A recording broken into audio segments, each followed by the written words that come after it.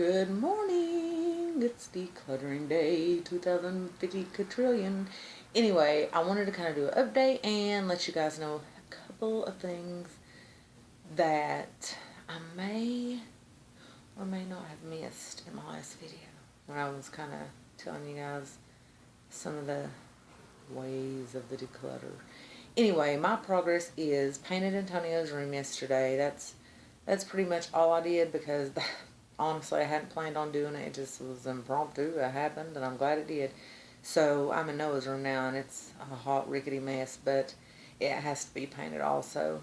So anyhow, the cat is being a little crybaby this morning, if you can hear in the background. Anyhow, so what I want to tell you guys is this. The method that I'm using, I haven't read the book. It's something like The Art of Joy Through the Magic of Tidying Up or something. It's by a lady named Marie Kondo, and it's called the Konmari or Konmari method, and it's very strict rules. Like I said, I've adopted most of the methods. I haven't read the book, but I've, watched other people that are really sticking to it, and most people just kind of make it their own, which I think is a good idea because, the same thing is not going to work for everybody, obviously.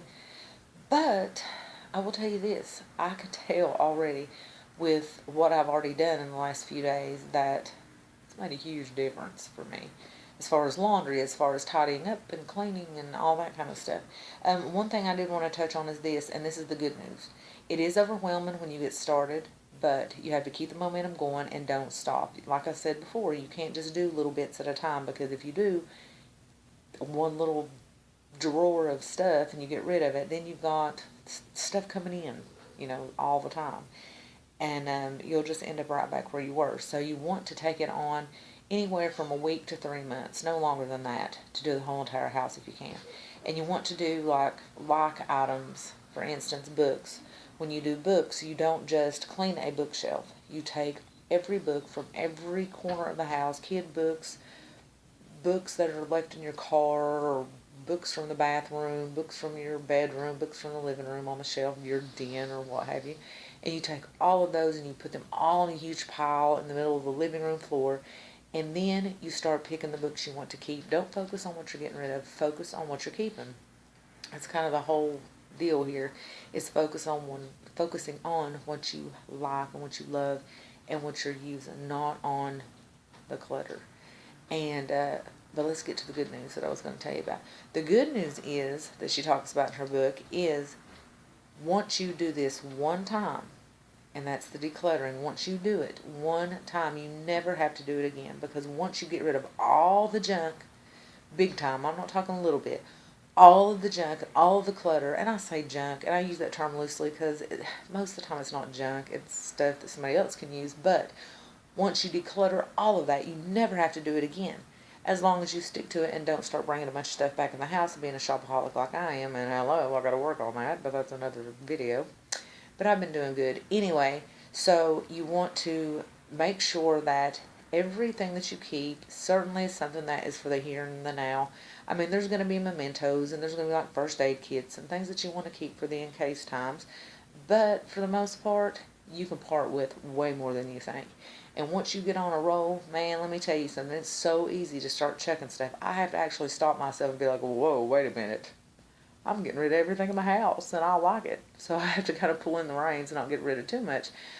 But it's just really important to remember to, only, again, I'm going to say it over and over and over throughout these videos, this video series, only keep what you need and what you love. And as far as clothes goes, try that stuff on, because you might look at a shirt that you've had a couple of years and you try that sucker on and hey, it looks crazy on you, so get rid of it. Actually, my wardrobe is pared down so tiny, and I'm happy with it, but I actually even went back yesterday and got rid of 2 more things. A hoodie that was kind of ill-fitting, and then a dress that I'd held on to. I thought, you know what, I will wear that. Nah, I really won't. And I just finally, because I just liked the way it looked or whatever, I kept it, but I just came to reality, It took me a couple of days, but I looked over and I thought, you know what, dress, I'm not going to wear you, so I'm getting rid of you. So, yeah, but that's the good news is once you do this, you don't have to ever do it again, and you'll find that your housekeeping and your laundry and all that stuff takes So it's a fraction of the time that it took before, at least for me and everybody else that I've watched videos that are, going through this, and people that have been doing it for a long time. They actually did it, and now they're doing like minimalistic living, which is, a little more extreme than just the Konmari method.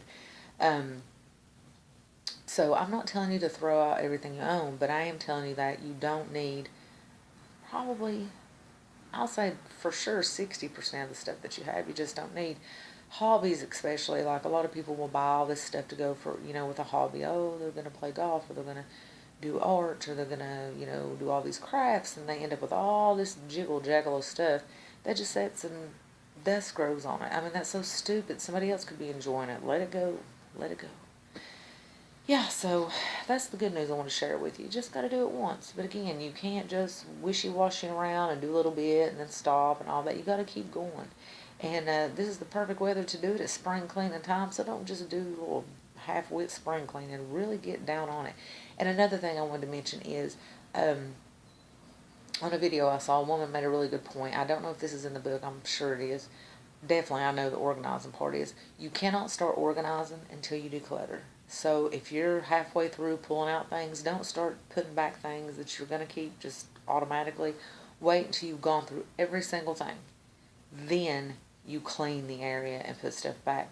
You cannot clean, like when you start pulling out, let's say books, you got a bookshelf, let's say you pull out the whole bookshelf, and you notice there's dust, and then somebody spilled something you didn't know, and it's all under behind it, whatever, dust bunnies and all that crap. You cannot clean that until you declutter everything. Just wait till you get the whole entire house decluttered, then you can do your spring cleaning. Do you know what I'm saying? So really, me painting yesterday was kind of jumping the gun, but it happened, so I don't regret doing that.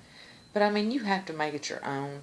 You don't have to go by, everything step by step.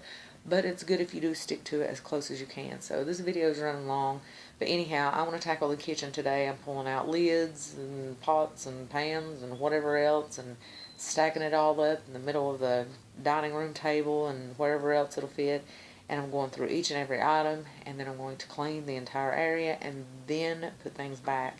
And again, don't focus on what you're getting rid of, focus on what you're keeping. And it's also suggested that when you do bag things up to get rid of, put them in black plastic bags, or some kind of something that you can't see them, because the odds are if you put all your clothes in this bag and it's clear and you're sitting there and you look over and you'll be like, I really want that shirt, I should have got rid of it.